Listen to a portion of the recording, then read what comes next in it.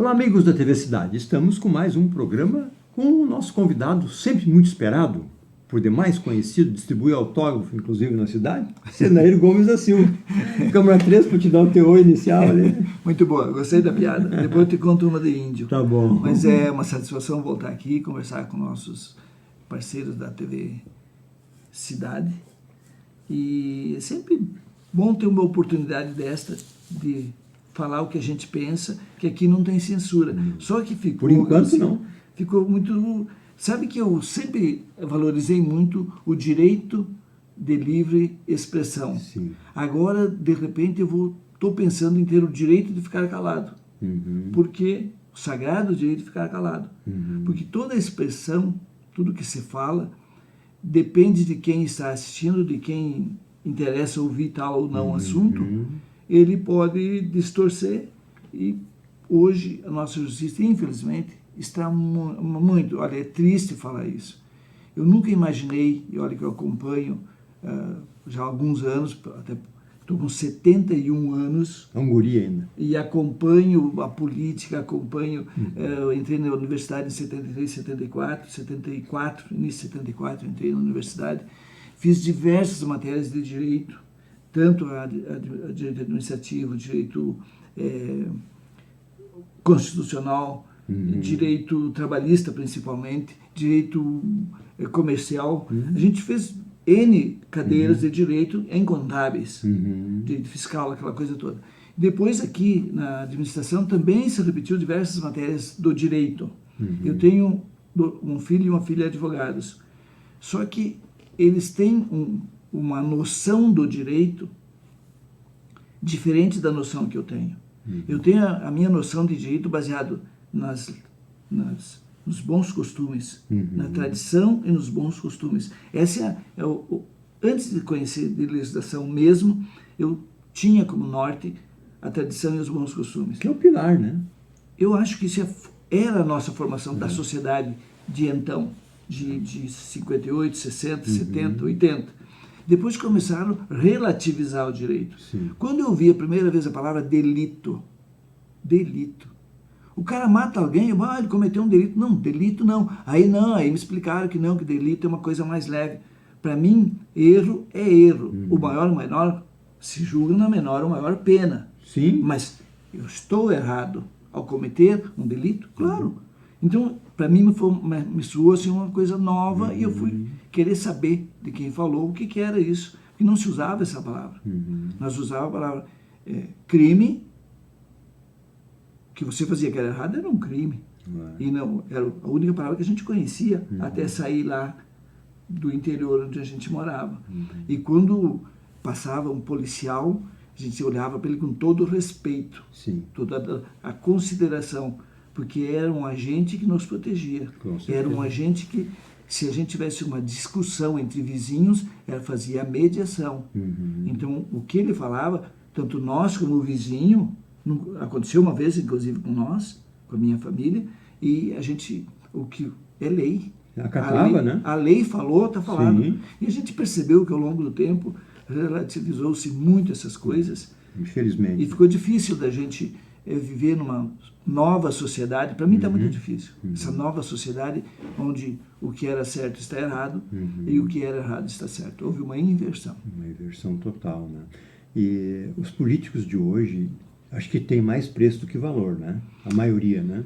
É triste, de novo, dizer isso, porque você vota de acordo com o tamanho da recompensa. Exato. E a gente percebe isso cada dia mais. Agora mesmo a gente acompanha. Eu estou tentando assistir pouco na TV, procuro ler então um pouco mais. Me parece que os jornais, as revistas têm um pouquinho mais de seriedade na informação. O que a televisão está mostrando, e não é só um canal, tem dois. Não, é a maioria. E aí a gente vê, só para dar um exemplo bem claro do que eu estou falando, a Rede Globo ganhou 11 milhões, não quero mentir, mas a cifra é mais de 10.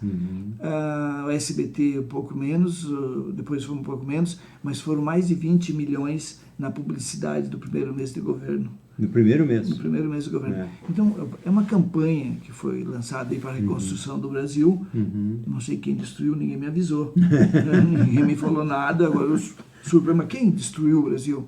Quem destruiu? Estão reconstruindo. Estão reconstruindo. Até isso é... Reconstruindo a ditadura, né? Olha, eu acho que eu cheguei à conclusão, que eu não vou culpar ninguém. E se eu estiver culpado, eu assumo. Eu pensando e repensando, talvez, vou colocar no talvez, tenha sido reconstruídas as pontes da corrupção. Sim. A prova disso que já estão chamando as empreiteiras que cometeram a maior corrupção da história do Brasil, ajudaram a cometer. Fizeram meia-culpa, né? Fizeram meia-culpa, confessaram que fizeram a corrupção, então eu não estou mentindo quanto a isso. Não, isso Agora, é fato. me parece que as pontes estão sendo reconstruídas. Se essa reconstrução, eu não vou gostar, não. Da corrupção, né? Da corrupção. Muito triste. Está vindo aí uma Odebrecht, já chamada pela Petrobras. Sim. Veio aí Andrade Gutierrez, já está convidado também, e a UTC, as três principais que comandaram todo o esquema. Em 2016 ou 15 eu fui para Punta Cana, que é a República Dominicana. Lá tinham prendido o presidente da República Dominicana por corrupção. Quem era a obra lá? Odebrecht. Com dinheiro do BNDES. E o peruano aqui também. Também. Quantos, né? Quantos? Teve problema em quase todos os países. Em Cuba, Venezuela e outros não aparece, por quê, né? Porque lá eles mandam em tudo, né? Mandam em tudo. Então é muito chato a gente ter esse carimbo mundial de um país que não é sério. Que coisa. Faz tempo que nós temos esse carimbo, né? Mas agora parece que está gravando em tudo, né? Em tudo. Em qualquer coisa que a gente vê é distorcido, como tu comentou no início ali, né? Eles distorcem para fazer a mentira um fato. A famosa narrativa. Você vai afirmando, vai juntando motivos e as pessoas acreditam. E se torna verdade, né? Na guerra da Alemanha que se criou isso, né? Com o nazismo. O nazismo. Eles repetiam, largavam panfleto de avião e tudo, né? E assim, o que está acontecendo com a gente é muito parecido com o que aconteceu na Alemanha nazista. Os judeus eram perseguidos. Eu estou lendo o terceiro livro sobre o Holocausto. Terceiro? O terceiro livro já sobre o Holocausto. E conta direitinho, mas assim, prendeu o Graciela. Bom, mas o Graciela é meu vizinho, tá? Tudo bem. Aí daqui a pouco prendeu o outro. Mas o outro, pois mas ele disse tal coisa, não devia ter dito. Ou então, é judeu, no caso. Ele é judeu, foi preso. Daqui a pouco, veio me prender. Aí eu não tinha mais ninguém para olhar, e vieram me buscar. Então, nós estamos indo para um caminho onde quem não rezar pela cartilha, e a prova disso que eu estou falando, no mundo político, por exemplo, quando a gente fala de política, os deputados da oposição a este governo estão ameaçados, e o Partido dos Trabalhadores já ameaçou, se já não entrou, porque a gente não sabe tudo e muita coisa é pouco divulgada, de entrar na justiça pedindo a cassação de todos os deputados do PL. Tu já pensou? É o maior partido hoje. Então, o próprio presidente disse na semana passada que ele não vai mais aceitar críticas. Eu não aceito crítica, nem de base do governo e nem de ninguém. Eu sou o presidente, repetiu 3 vezes, eu assisti isso, não estou inventando. Palavras dele. Que ele repetiu, acho que se não foi no Foro de São Paulo, foi parecido. Que ele disse que ele não vai mais aceitar críticas. Então, que democrático, para quem defendeu a democracia, dizendo que ela estava ameaçada pelo Bolsonaro, agora dizer isso... É muito triste, né? E a CPI? Tu acha que vai dar alguma coisa ou está na mão do governo, eles vão fazer o que quiser?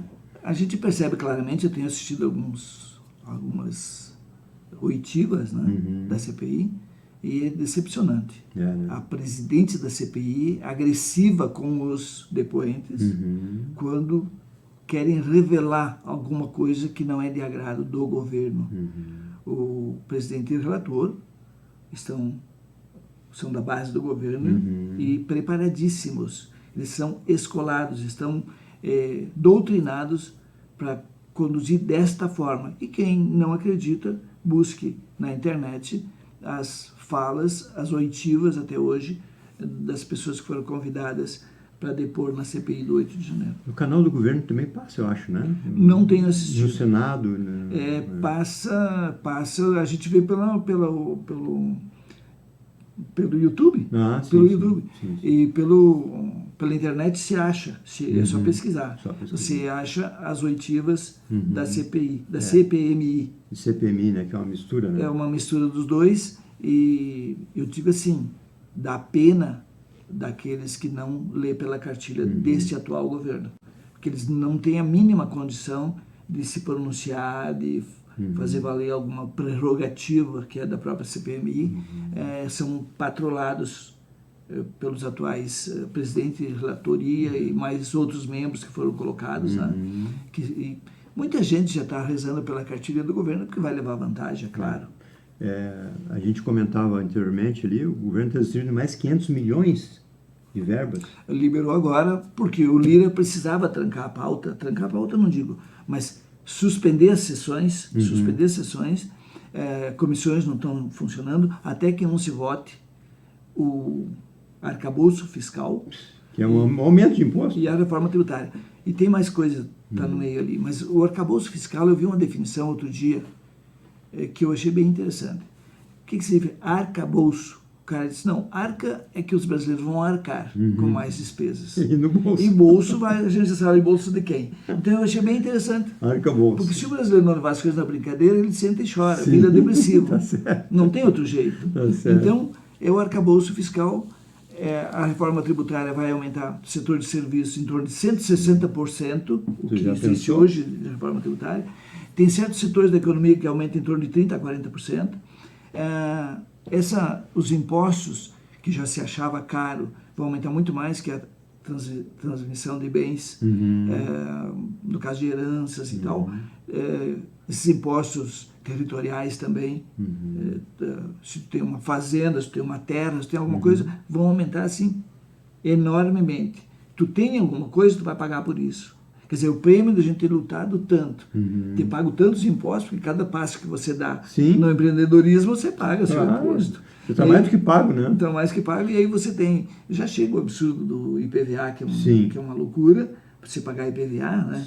Se paga pedágio para usar uma estrada que os impostos construíram. Então, tem uma série de coisas que já estão erradas, que já eram para ter entrado, vão sofrer majoração agora, e até porque tem uma certa lógica nisso.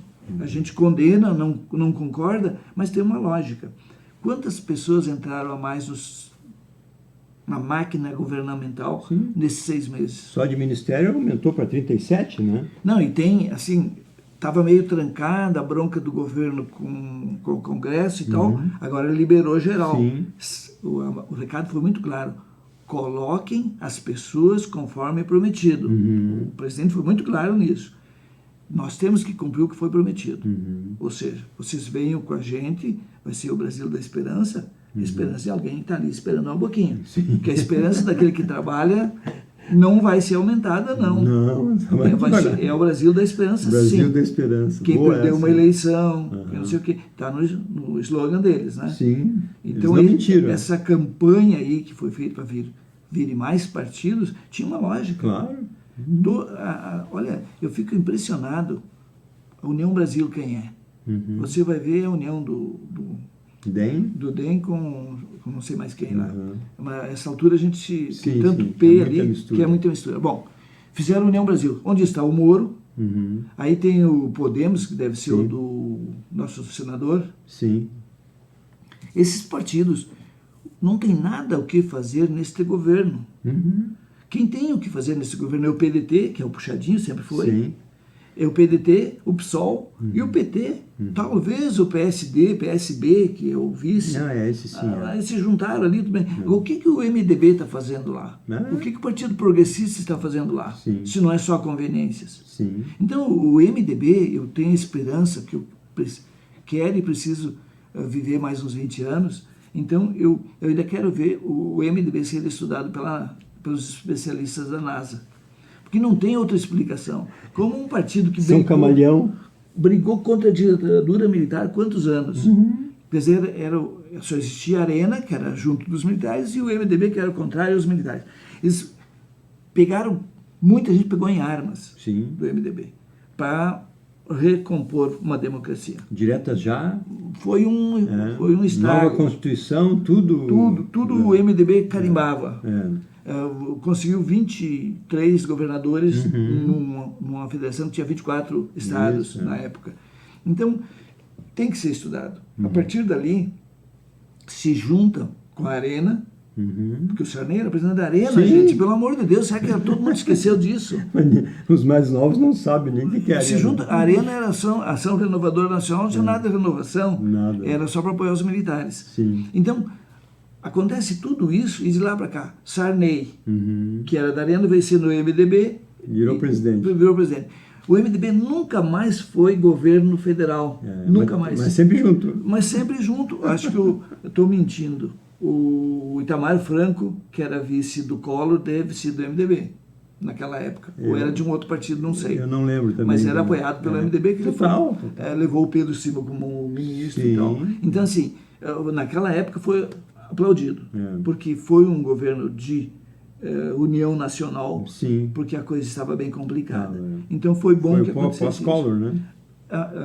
Digamos assim, depois que o Collor foi impeachmentado, Sim. foi um governo de união nacional. Sim. E o Itamar se saiu bem. Sim. Até na Sapucaí ele foi. Dançando com a Morena, né? Com a Morena aquela. Então, eu acho que dali para cá, o MDB sempre foi sombra de governo. Sim, sim, sim. E os escândalos sempre se repetindo. Tanto é que na última eleição ele ficou em quinto ou sexto nos partidos maiores, né? Junto com o PP ali, os dois juntos, né? E aí a gente vê outros partidos surgindo para que as pessoas não mostrem mais a cara com essa sigla. Tira o carimbo. Tira o carimbo e vai para uma outra sigla. É. E a cassação do Bolsonaro, comemorado por festas e... Isso vai durar 4 anos a comemoração. Vai, né? Vai. Eu já esperava, quando disseram assim, bom, quando ele voltou para o país, tem 2 opções. Ou ele vai ser preso quando chega aqui. E ainda corre o risco, né? Eu não duvido nada. Para mim não vai ser surpresa nenhuma se não for preso. Claro. Se tem problema, ok. Eu não tenho problema de admitir que Bolsonaro tenha problema que mereça. Sim. Mas, se você cometer um crime, é meu amigo, mas... Claro, mas tô é criminoso. Fora, né? Claro. Eu faço que nem o Lula agora. Ligaram para ele às 3 da manhã para dizer que um companheiro tinha morrido. Eu disse, vai me acordar às 3 da manhã para não ter nada a ver com isso? O que eu tenho que ver? Agora eu fico aqui sem dormir pensando e você ganhou o que com isso? Né? Então, ele tem razão, deixa o cara dormir. Se o companheiro morreu. É. Então, voltando ao assunto, eu acho que a cassação do Bolsonaro é um dos processos. Sim. Deve ter mais 15. Sim. O Moro é o próximo, né? O Moro é o próximo, e vamos lembrar, que já foi dito aqui, provavelmente seja feito um esquema para caçar também o Tarcísio e também o Zema. Esse sim, é a linha de... a próxima linha, né? E aí nós vamos ter outro gaúcho, finalmente, um gaúcho do presidente da República. Se chama... Eduardo Leite. Eduardo Leite. É um baita gaúcho. E foi muito bem recebido aqui o Lula, né? Tapete vermelho. Tapete vermelho. Festa e festa. E numa foto oficial, né? A foto oficial do governo estadual e federal, namorado do Leite, marido do Leite, o Leite, o Lula e a Janja. Você quer foto melhor? Eu vou repetir o que o meu pai fez. Todos os casados de 52, 50, o pai casou em 50, constituiu família e colocava na sala a foto do Getúlio Vargas. Sim. Que disse que era o pai dos pobres. Sim. Essa foto aqui do governo estadual e federal, eu também vou botar na sala. Pai do quê? Não, nossos ídolos. Meu não. O marido do Leite, o Lula e a Janja. Você quer foto mais inspiradora? E homogênea, né? É tudo igual, né? Inspiradora. A Janja vai crescer muito ainda, hein? Essa mulher manda mais do que o Lula hoje na antessala do governo ali. Mas o sistema é forte. O sistema tá implantado. Não vai deixar ela ir muito longe, porque ela extrapola. Aliás, é normal, né? É normal. Essa história que os caras falam, a Janja gastou tanto numa mesa, tanto... Gente, vocês imaginam uma pessoa que tem uma classe de média para baixo, né? Ou, não importa, classe média. Sim. E de repente você é convidado para morar na Arábia Saudita no meio do ouro. Você vai... Só palácio. E com um mando. como dizer, eu sou a mulher do presidente. Chave do cofre. Chave do cofre. Então, a gente tem que olhar o lado humano. Sim. Então, quando eles falam assim, 94 mil, uma estadia na Espanha. Sim. Na Espanha, 94 mil. Olha, talvez até vale. Não vou discutir. Sim. O Brasil é rico. São 7 milhões e 300 mil para visitar 9 países. Até maio. Já gasto. E tem gente que é 24 milhões. Ou 360, como é que é? Paralelo 360, uma coisa assim.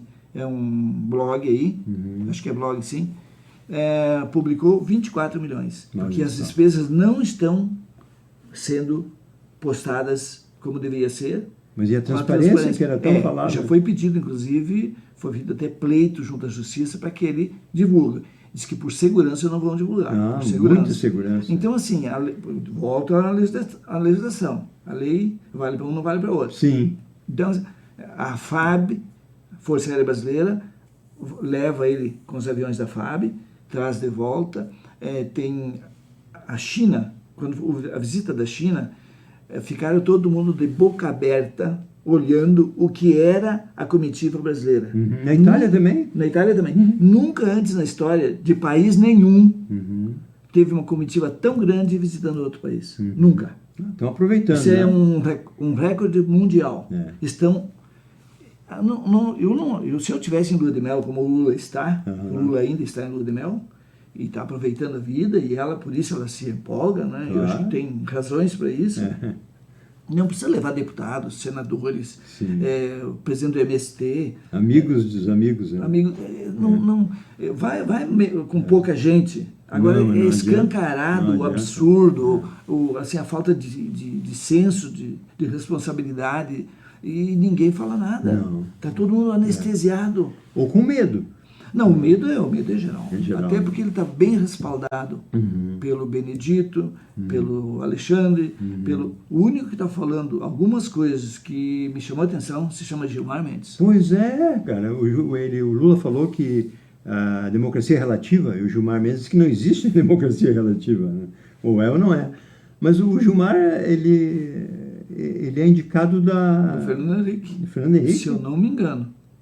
Não é da turma. Não é da turma. Não foi indicado pela turma. Mas ele já apoiou muitas coisas, né? Lado... Eu assisti um vídeo ainda ontem, onde ele fala que, lá em 2014, que as urnas não eram confiáveis. Que não tinha uma verificação externa, que era o próprio TSE que fiscalizava. Então, o Gilmar Dias está num vídeo que eu assisti ainda ontem. E lá em 2014, ou 2013, que eu anotei, 2013, o Dino disse no Maranhão, na eleição, ele disse, aqui em Maceió... Maceió é Alagoas. Então não foi Maceió. Mas ele estava falando de Maceió. Ele estava falando de Maceió, não? Maranhão, São Luís. São Luís. Porque ele foi governador lá, né? Foi não, no Maranhão, não Maceió. Ele disse que... está provado que é vulnerável e sujeito a... Quem disse foi o Dino, não fui eu. Está registrado, palavras dele. Está registrado. Outra coisa, essa vergonha é o 26º, fora de São Paulo, que teve recente, né? E os caras se reunindo, só a podridão da ditadura mais, né? Que é Cuba, que é Venezuela, que é essa turma toda aí, Nicarágua, né, que também está prendendo, inclusive religiosos, né, fechando igreja, tudo. Cara, e o mundo está de mãos amarradas, né? Antigamente existia uma coerência maior dos outros países. Hoje, né, cada um por si, Deus por todos, né? É que misturou tanto, e com o advento da tecnologia da informação, o mundo todo está vivendo um momento difícil. Um momento complicado. A França está complicada, né? Está complicado. A França, o presidente lá vai passar trabalho para botar em dia, eu acho, né? Vai ter um trabalho bastante grande. Aí você vê uma Rússia que já bombardearam um aeroporto da Rússia hoje de manhã. Opa, isso eu não vi. É um drone acertou um aeroporto próximo da fronteira, e a Rússia agora não sabe se corre ou se para, porque já vai para um ano e lá vai Complicou, pedrada, né? um ano e meio lutando quase. com uma potência mundial que era, Que lutando é com a Ucrânia. uma Ucrânia. É o Golias e o, Davi. E o Davi. Então, se a gente olhar, o mundo está muito conflituado. Muito. O único país que cresceu e se consolidou como potência econômica e que a gente não sabe nada do que acontece é a China. Sim, essa é super A gente fechada. não sabe, mas o que se sabe é que o crescimento está muito baixo. Muito, estão apavorados Estão agora. muito baixos, estão sem saber o que fazer também. E se o crescimento econômico não acelera, vão ter problemas sociais, porque o chinês aprendeu a comer melhor, Sim, vive melhor, sim, e se o mundo não socorrê-los, é, comprando mais, Sim. a coisa complica. Tem uma Índia aí que tecnologicamente está lá na frente, mas socialmente é um problema. também é outro. A gente As olha classes lá para é todos os complicado, lados, né? os países todos estão enfrentando problemas. Veja que uma Argentina, as pessoas que vão lá voltam o cabelo em pé. Fome, brigas, Sim. violência, Sim. Isso que está terrível. Sim, e o nosso real vale 50 pesos. É. Mas como é que tu vê, né? Como é que... E o FMI vai intervir e as coisas vão se complicar muito. Muito para ele. E o Brasil vai ser o avalista dessa intervenção. Estamos do lado e com muita integração ali. Né? O Brasil vai ser fiador de algumas ações para toda a América Latina, não é só. Eu vejo com muito risco para a nossa economia como um todo. Respinga, né? Tudo tem um limite. Sim. E eu acho que, falando agora à tarde, estive num banco aqui da cidade e a guria do caixa disse, olha, o movimento está cada vez menor e o que a gente percebe, o banco é Sim, é um termômetro. caixa da ressonância da sociedade, economicamente falando. E disse, olha, está bem complicado. Muito E complicado. com todas as pessoas, falando com um transportador na semana passada, e ele me disse, eu quero vender minha empresa. Olha Me só. ajuda a vender a empresa. Eu disse, cara, agora? Não é o momento. De lá em setembro. É.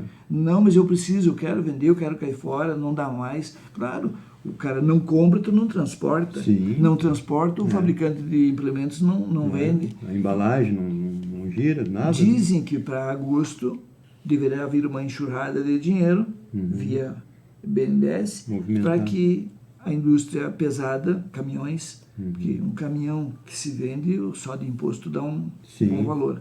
Mas eu diria que com 7 milhões ou 24 que fosse nas despesas do homem, que bateu todos os recordes mundiais de passear no mundo, se resolvia muitos problemas sociais Mas não adianta. em diversas cidades. Mas não adianta. Mas isso não adianta. país rico tem que mostrar. Vamos dar uma guinada para o local. Tem acompanhado quem são os prováveis candidatos? Ou tu acha que a atual administração vai para a reeleição? O que tu tem acompanhado? O que eu tenho ouvido é que há uma vontade de uma nova composição.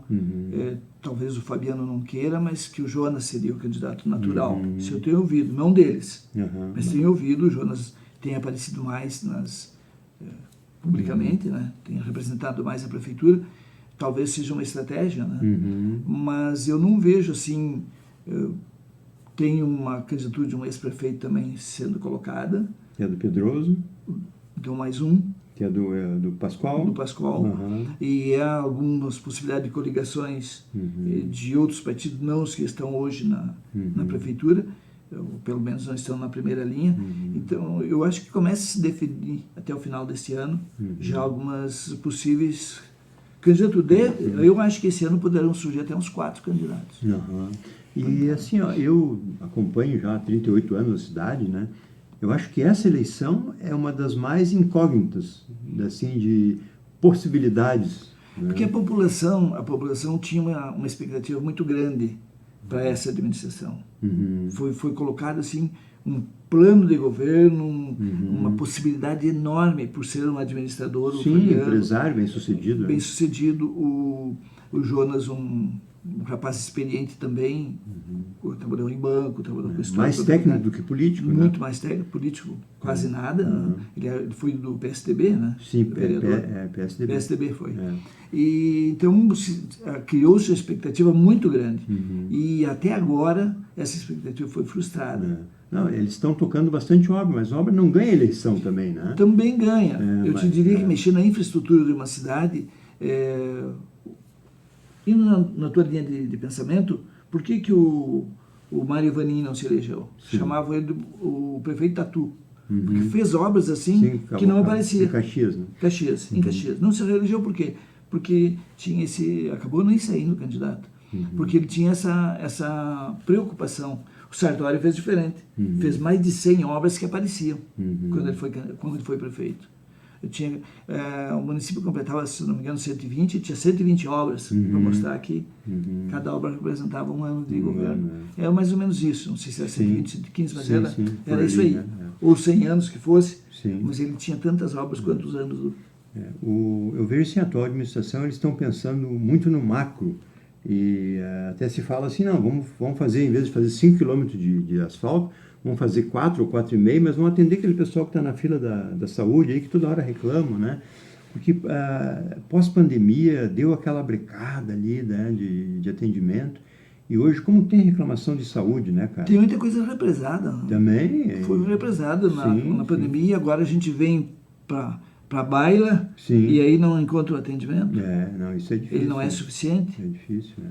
E é muito, numa cidade média como é a nossa, com uma arrecadação boa, a gente não pode reclamar da arrecadação, é a administração desse dinheiro de uma forma progressiva, de baixo para cima, e não de cima para baixo.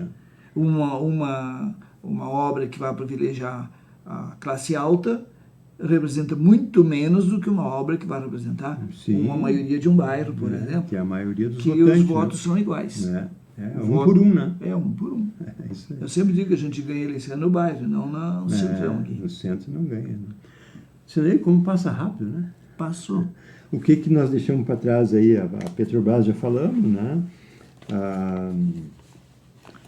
Os diplomatas aí que se falava que a cassação do Bolsonaro, né? Ele falou para os diplomatas, né? Ele não falou que para o público, né? Eu só quero chamar a atenção de quem nos acompanha para similaridades. Eu nunca fui bolsonarista, apenas se eu tivesse que fazer uma escolha de novo entre ele e o Lula, eu vou votar nele. Claro. Por questão de moral. E o passado do Lula a gente conhece. Por questão de moral.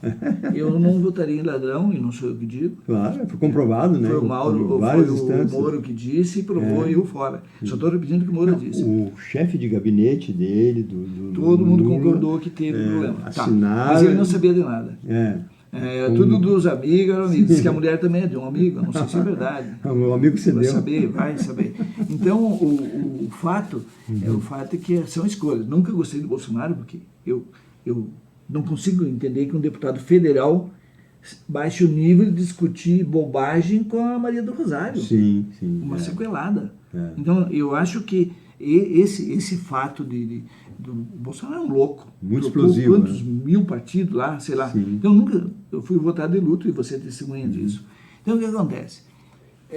A cassação do Bolsonaro foi uma coisa assim bem já esperando que ele seja um fenômeno, não é. Tem candidatos hoje no Brasil com muito mais condições de ganhar a próxima eleição do que o Bolsonaro ganharia. Sim. Com menos rejeição. Se ele tivesse botado o Tarcísio... Menos ele, o Zema, e tem mais gente. Muito mais. Tem mais gente. Felizmente não vai ficar a polarização entre os dois. Que bom, felizmente. Né? Que bom. Porque essa história do Lula, o discurso paz e amor, eu não estou vendo nada. Estou vendo um discurso de raiva. Só ódio. É um discurso de ódio. E o MST está pronto para voltar às invasões. Sim, já voltou, né? Em muitos casos. Né? Eu não estou vendo quase nada ainda. Para mim é surpresa, porque era para ser uma briga ao vermelho. Mas tu viste que os agricultores e os fazendeiros estão se unindo e não deixando eles chegar na cidade. Quando chega um ônibus, eles já vão lá e travam os caras na entrada. Eu vi um caso desse. Eu já vi mais de um. Tem um primo da minha esposa que tem fazenda no Mato Grosso e ele disse que lá tá muito ameaçado. Mas lá tem a fazenda do amigo do Zé Dirceu. Sim. E o amigo do Zé Dirceu já disse, onde se viu invadir a fazenda do meu amigo? O dele não. E disse do plenário... Que vergonha, né, tia? Nós ouvimos essas coisas, parece... Quer dizer, se é para os meus amigos... aí não. Tudo bem. Agora, fora disso, novo, quem não reza pela cartilha corre risco. Eu disse na rádio segunda-feira, no meu comentário, que se a Rádio Miriam entender que eu não sei interpretar texto, me troque. Eu não tenho problema nenhum se não comentar mais nas segundas-feiras, às 8 da manhã, pela Rádio Miriam. Eu não tenho problema nenhum. Faz ao vivo? Faz ao vivo. Não tenho problema nenhum, porque eu li o discurso do Lula na abertura do 26º Fórum de São Paulo, e eu não consegui interpretar bem o que ele quis dizer. Mas eu entendi, pelo que eu entendi, é que a direita brasileira, fascista, tem um discurso de família, de propriedade e patriotismo, coisa que nós sempre combatemos. E eu fico orgulhoso que me chamam de comunista. Cara... Será que eu interpretei? Ele disse, né? Está gravado. Eu escutei 2 vezes para ver se era isso mesmo. Ele disse. Família, propriedade, pátria, patriotismo. Tudo que aprendemos lá no nosso PB, do 5º ano primário até agora, não valeu nada. E os países desenvolvidos, o americano, ele não é patriota? O chinês não é patriota? Todos são. O chinês não tem a sua bandeira hasteada, o Japão não tem a sua bandeira. Aqui se dá fogo na nossa bandeira. Que coisa, né, Sandra? Chega um ponto que a gente pensa assim, mas onde é que nós vamos parar? Será que nós vamos para o rumo da Venezuela? Pelo estrago que está sendo feito agora, essa reconstrução da barbaridade, infelizmente eu tenho que dizer, é a reconstrução da barbaridade. Isso não tem como qualificar o que está acontecendo agora, neste momento. Não tem como qualificar. Para mim, a pergunta final é o seguinte: até quando, deu o exemplo ali do nazismo, né, que os deputados acham que não vão chegar neles? Olha, eu acho que alguns já se deram conta. E por isso correram para o outro lado. Enquanto estiver do outro lado, não tem problema nenhum. Olha que tem muita gente correndo para o outro lado. Sim. Aquele cara... E eu te digo assim, eu tenho 3, 4 deputados aí, Ferreira e alguns outros aí, não vou citar nomes aqui de próximo, que fica meio chato. Eu quero ver até quando eles vão aguentar ficar na outra trincheira. E quando trocarem de trincheira, bom, aí eu pego o boné e vou embora. Cara, não é possível. Eu estou muito preocupado com o futuro dos meus netos. Dos meus filhos já nem tanto, porque quando eu convidei para eles participarem de política, entenderem como funciona a política, todo mundo, pai, isso não dá nada, não vai mudar nada. Eles que vivam, eles que passem o que está preparado para eles passarem. E eu estou na última reta de chegada. Não, ainda tem mais uns 20 anos. Nós vamos ver muita coisa ainda. Olha, eu estou vendo uma temperatura de 22 graus numa tarde de início de julho que eu nunca vi na minha vida. Pois é, que é hoje. O tempo. Não é mais inverno. Estou vendo muita mudança. Acho que vamos encerrar na Câmara. Próxima vez que tu me convidar, nós vamos falar de pescaria, doma de cavalo. Boa essa. E canjareta, vamos falar dessas coisas, porque aqui é muito comprometedor tu falar dessas coisas. Não, mas por enquanto ainda dá, né? Será? Vamos ver até quando. Muito bem, 38 minutos. A gente agradece a paciência dos telespectadores, dos internautas, que hoje já passamos de 48 mil seguidores. E na cidade, mais de 40 mil pessoas. Agradecemos a todos que nos mandam vídeo, todos que nos comentam. E receber pessoas que nem o Senair aqui é o objetivo da TV, de discutir todo e qualquer assunto num papo reto e que as pessoas pensem ao mesmo que estamos comentando, né, Senair? Eu só espero que quem nos assista, pelo menos reflita. Eu não digo que o Senair está errado, pode dizer, não tem problema nenhum, mas que pensem o outro lado, então, como é. Analisem os fatos que estão acontecendo, pesquisem, principalmente pesquisar dos dois lados também, para a gente ter uma ideia do que está acontecendo e, de repente, se for convidado a tomar alguma atitude, saiba o porquê que você está tomando essa atitude. É isso aí. Maria vai com as outras, não dá errado. Não. Mais uma vez. Um grande abraço, um abraço a todos.